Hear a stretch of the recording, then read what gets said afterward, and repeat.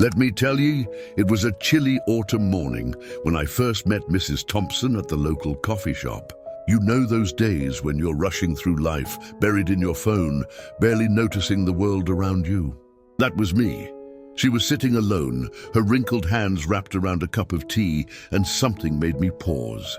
Maybe it was the way she was looking out the window with such intensity, or perhaps it was the slight tremor in her hands. I decided to sit at her table, one of those spontaneous decisions that end up meaning everything.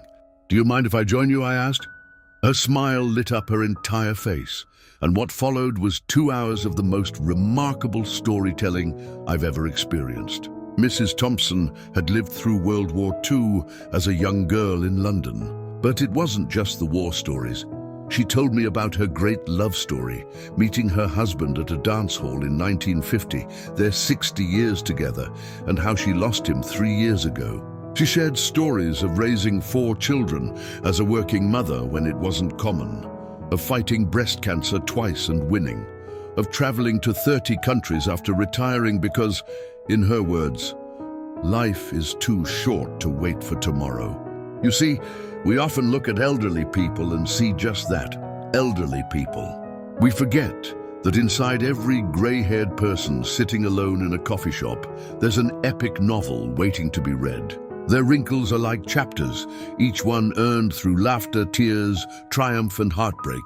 That day taught me something profound.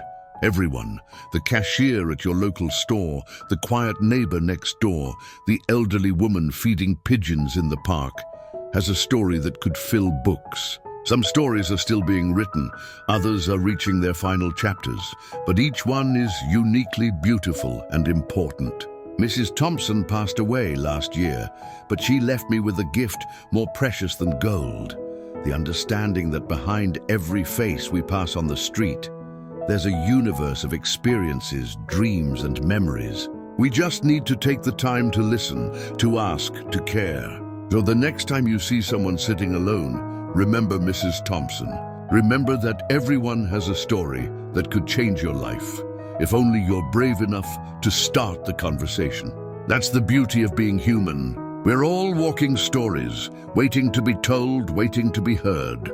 And sometimes, the most remarkable chapters of our own story begin when we take the time to listen to someone else's.